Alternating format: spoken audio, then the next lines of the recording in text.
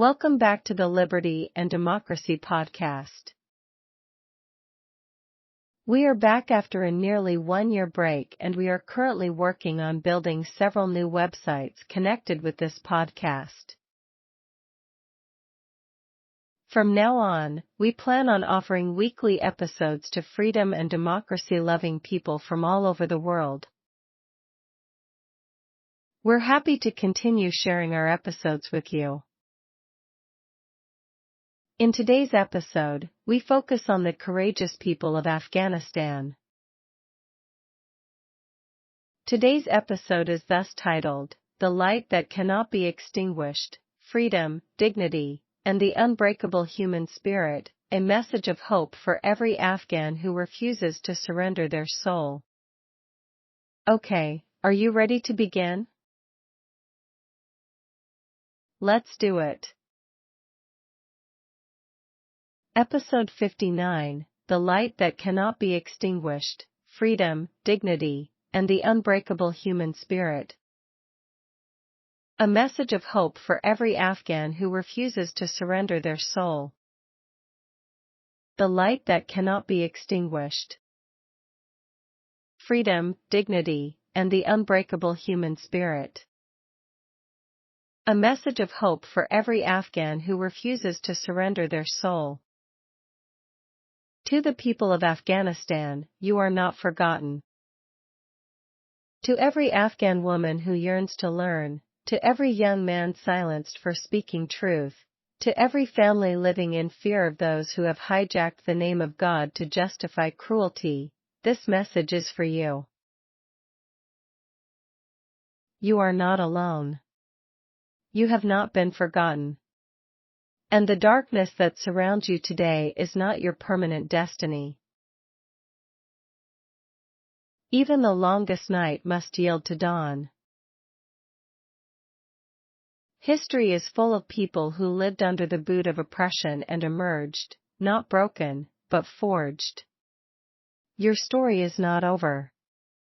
In fact, the most important chapters are still to be written.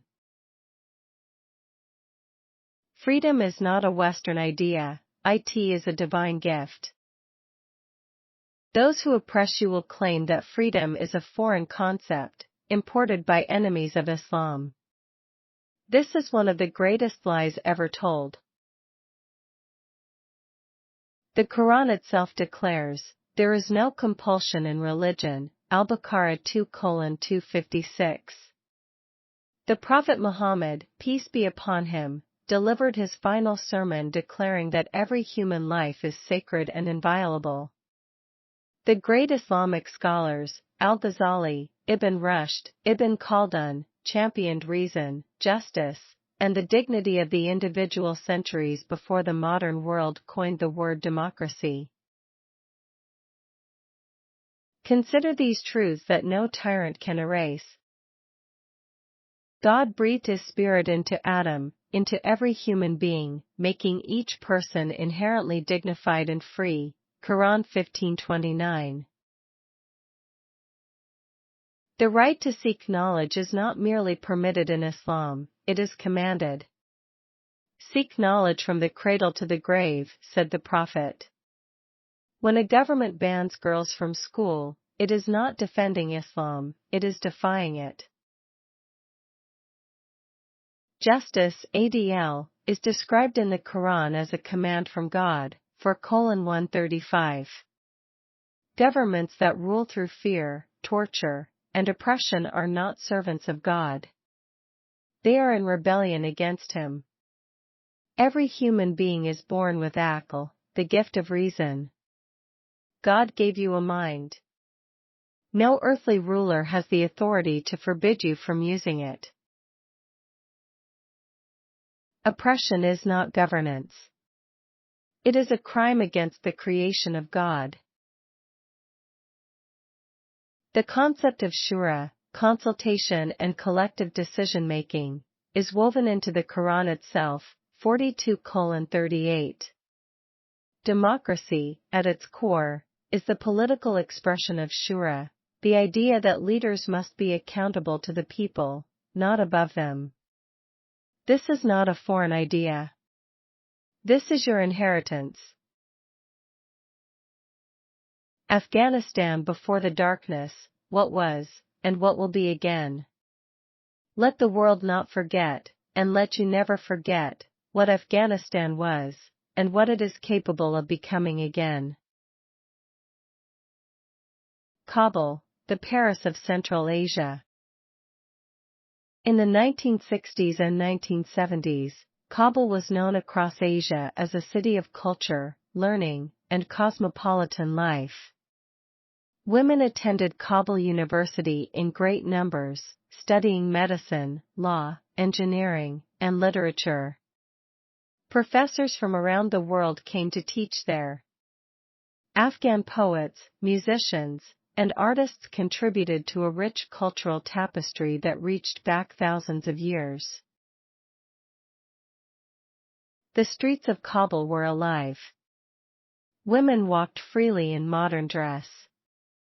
Men and women gathered in parks, cinemas, and tea houses.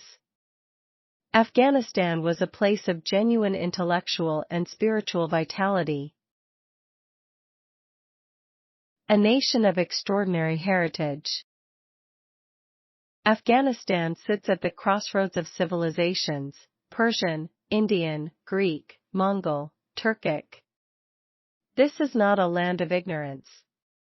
This is the land that gave the world Rumi, the poet of love and divine longing, whose words are read today in over 20 languages. This is the land of Ahmad Shah Durrani, who built an empire through diplomacy as much as strength. This is the birthplace of the lapis lazuli trade that connected Central Asia to ancient Egypt. Afghan women have always been among the bravest and most resilient people on earth. It was Afghan mothers who kept culture, language, and memory alive through decades of war. It was Afghan teachers, many of them women, who educated entire generations in secret when schools were closed. That courage does not die. It cannot be legislated away. A people who remember who they are cannot be permanently conquered. How oppressive regimes maintain control. Lessons from Iran. To overcome oppression, you must first understand how it works. The Islamic Republic of Iran offers a chilling but instructive model, one the Taliban has studied and partially adopted, of how regimes sustain illegitimate power. 1. Monopoly on religious interpretation. The Iranian regime claims that its rulers, specifically the supreme leader, speak with divine authority through the doctrine of Vilayat-e-Faqih, guardianship of the Islamic jurist. This allows them to declare any opposition not just politically illegitimate, but spiritually sinful. The Taliban operates similarly, branding any dissent as apostasy or Western corruption. The truth? The overwhelming majority of Islamic scholars, including senior clerics in Iran itself, reject this doctrine. Grand Ayatollah Montazeri, once the regime's own designated successor, said openly that clerical dictatorship had no basis in Islam. When a government must silence its own scholars to survive, it is because its foundation is fraud. 2. Fear, surveillance, and the atomization of society. Iran's regime built one of the world's most comprehensive surveillance and informant networks. Neighbors report on neighbors. Family members are pressured to inform on family. The goal is not just to catch dissidents, it is to make every person feel alone and watched, to destroy the trust that makes resistance possible. The Taliban employs the same tactic through its Ministry for the Promotion of Virtue and Prevention of Vice, a euphemistic name for a force of enforcers whose true purpose is psychological terror. When people cannot trust their neighbors, they cannot organize. When they cannot organize, they cannot resist. This is the design. 3. Economic control and manufacture dependency. Iran's Revolutionary Guards, IRGC, control an estimated 40% of the Iranian economy, from construction to telecommunications to energy. This is not merely corruption, it is a deliberate strategy. When the regime controls your job, your food, your fuel, and your medicine, resistance becomes economically impossible for ordinary families. The Taliban, similarly, has seized control of customs revenue, mining, poppy trade, and international aid flows. Economic desperation is a tool of political control. 4. Divide and rule, ethnicity and sectarianism. Both the Iranian regime and the Taliban exploit divisions, ethnic, sectarian, regional, to prevent unified resistance. When Pashtun is pitted against Hazara, when Sunni is set against Shia, when urban is scorned by rural, the people cannot stand together. Unity is the greatest threat any oppressive regime faces. 5. The propaganda machine and information blackout. Iran controls all state media and severely restricts the Internet. The Taliban has banned most independent journalism and executed reporters. The reason is simple: truth is the enemy of tyranny. When people can only hear the regime's version of reality, they begin, slowly, reluctantly, to doubt their own perceptions. When a government fears its own people reading the news, it has already confessed its illegitimacy. 6. Why these regimes eventually fail. But here is what history teaches us about regimes like these: they contain the seeds of their own destruction. Iran's regime, despite 45 years of total control, faces a population where over 70% of young people, according to its own surveys, have rejected the theocratic model. The 2022 Mahsa Amini protest showed the world that the spirit of a people cannot be permanently crushed. No regime built on fear is sustainable. Fear requires constant escalation. Escalation breeds resentment. Resentment, when it reaches a threshold, becomes revolution. This is not ideology, it is history, repeated across centuries and continents. Why democracy is not optional, it is moral necessity. Some will argue that democracy is imperfect, and they are right. No human system is perfect. But democracy is built on a moral foundation that no honest person of faith can reject. Leaders must be accountable to those they govern, not above them.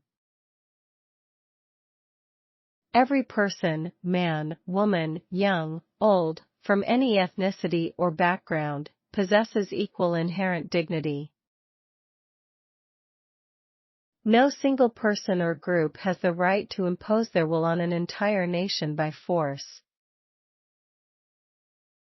The freedom of conscience, the right to believe, to think, to speak, to create, is sacred. Justice must be blind, the law must apply equally to the powerful and the powerless. These are not Western values. These are human values, rooted deeply in the Abrahamic traditions, in the natural law that God inscribed in human hearts, and in the wisdom that every civilization, Persian, Afghan, Greek, Chinese, has independently discovered. A government that cannot survive honest elections is a government that knows it has lost the consent of those it rules. That is the ultimate confession of illegitimacy. The Taliban has never permitted a free election, because it knows with certainty that it would lose. The measure of a just government is simple. Would it survive if its people were truly free to choose? The answer, for the Taliban, is no. And they know it. That is why the guns, the checkpoints, the bans, the beatings, the executions. Fear is what remains when legitimacy is gone. Practical wisdom, surviving with your soul intact. To those living under this system today, here is hard-won wisdom from those who have lived under, resisted, and outlasted oppression. Protect your inner world. They can control your streets, your dress, your movements, but they cannot enter your mind without your consent. Read whatever you can access. Think. Question. Discuss in private with those you trust. The mind is a territory no government can permanently occupy. Build quiet community. Oppression thrives in isolation. Even small acts of community, sharing food, sharing knowledge, checking on neighbors, maintaining friendship, are acts of resistance.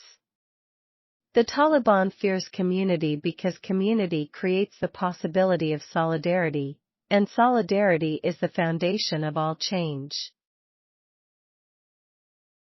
Educate in secret if necessary. Across Afghanistan, brave women and men run secret schools and underground libraries. These people are not criminals, they are heroes continuing a tradition as old as Islam itself, the defiant, sacred pursuit of knowledge. If you can teach one person to read, you have struck a blow for freedom. Document everything. The world needs witnesses. If it is safe to do so, document what you see. The crimes of the Taliban must not be forgotten or denied. History will need witnesses, and those witnesses will be the foundation of accountability when freedom comes. Take care of your spirit. Oppression is designed to break the spirit, to make you feel that resistance is pointless, that things will never change, that you are alone. These are lies. Maintain your prayers, your poetry, your music, in whatever ways you safely can, your connection to your culture and your God. These are not luxuries. They are resistance. The world is watching, and the world is changing. Since the Taliban's return to power in 2021, the global community has witnessed with grief and solidarity the suffering of the Afghan people. But it has also witnessed extraordinary courage. Afghan women who continued to teach in secret and protest in the streets, knowing the risk. Afghan journalists who documented atrocities at risk of their lives. Afghan families who kept daughters in school for as long as they possibly could. Afghan men who, against the pressure of their communities and at great personal risk, stood with the rights of women and minorities. These acts of courage have not gone unnoticed. International pressure on the Taliban has grown.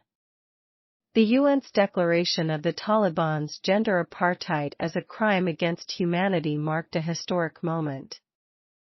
Over 50 nations have called for accountability. The International Criminal Court has expanded its focus. Afghan diaspora communities across the globe are organizing, lobbying, and amplifying the voices of those silenced inside the country. No, the world has not moved fast enough. No, international institutions have not done enough. But the arc of history is long, and it bends, however slowly, toward justice. Because justice is not merely a human aspiration. It is a divine command. Oppression always believes it is permanent. It never is. Afghanistan free, a vision of what is coming. Dare to imagine it. Not as fantasy, but as plan, as promise, as the natural destination of a people who have never truly surrendered. The Afghanistan that is coming, that must come, that will come, is a place where every girl walks to school without fear, and every woman walks to her profession without permission. A free press holds leaders accountable, and citizens vote in elections that actually reflect their will. The extraordinary diversity of Afghan peoples, Pashtun, Tajik, Hazara, Uzbek, Turkmen, Nuristani, and all others, is a source of national richness rather than a tool for division. Afghan art, music, poetry, film, and architecture flourish, reclaiming and extending a cultural heritage that reaches back millennia. Afghan scientists, doctors, engineers, and scholars contribute to their own nation and to the world. Justice is administered by courts that answer to the law, not to warlords or ideologues. No child grows up knowing only war, only fear, only the shadow of a gun. This is not utopia. This is simply what a normal, dignified, self-governing nation looks like. Dozens of countries that once lived under regimes as brutal as the Taliban, in Eastern Europe, in Latin America, in Southeast Asia, in Africa, have built exactly this. Some of them did it within a generation. Afghanistan will do it too. Perhaps not tomorrow. Perhaps not this year. But the seeds of that future Afghanistan are alive right now, in the minds of every Afghan student studying despite the ban, in the courage of every journalist filing stories at risk of their life, in the memory of every Afghan elder who remembers what freedom tasted like, and in the dreams of every Afghan child who has been told their aspirations do not matter. The children of today's darkness will be the architects of tomorrow's light. A final word, to those who have not yet given up. If you are reading this and you are living under oppression, in Kabul, in Kandahar, in Herat, in the most remote valley of the Hindu Kush, hear this. You are not defined by the regime that rules you. You are not the darkness they have tried to impose on your life. You are the light that persists within it, the prayer whispered in a locked room, the lesson taught by candlelight, the poem memorized so it cannot be confiscated, the dream that survives because you will not let it die. History belongs to those who refuse to give up. Every empire that once seemed invincible, the Mongol hordes that burned Kabul, the colonial powers that carved up the world, the Soviet Union, the Nazi Reich, has fallen. Not one oppressive regime in history has been permanent. Not one. The Taliban will not be the exception. No tyranny ever is. You are not at the end of your story. You are in the difficult middle, the place where every great story tests its heroes before their triumph. The Afghan people have survived invasions, empires, civil wars, and catastrophes that would have destroyed nations with less courage and less faith. You are the heirs of that survival. Yaqeen, certainty, is itself a form of resistance. Believe that freedom is coming. Work for it. Wait for it. It is already on its way. Afghanistan was beautiful. Afghanistan will be beautiful again. Freedom, Azad. For every Afghan who endures, resists, hopes, and refuses to surrender their humanity. Thank you for listening to this week's episode of the Liberty and Democracy podcast. In today's episode, we sent a message to the courageous people of Afghanistan. We hope you subscribed to our podcast and enjoyed listening to The Light That Cannot Be Extinguished, Freedom, Dignity, and the Unbreakable Human Spirit, a message of hope for every Afghan who refuses to surrender their soul. Did you know that Johan Elvis Searcy, also known as Maestro Searcy, the creator of this podcast, is also an accomplished music producer who has published numerous political music albums and songs dedicated to victims of Marxism, socialism, communism, and dictatorships all over the world? Yes, he has recently published Freedom in Kabul, a music album dedicated to the resilient people of Afghanistan. Freedom in Kabul is available on Apple Music, iTunes, Spotify, YouTube, and numerous other streaming platforms available all over the world. Check out the links in the description section below to access today's episode as well as to listen and share the powerful songs included in our album Freedom in Kabul. Thank you all, and don't forget to listen to our other transformative podcast episodes celebrating democracy and freedom.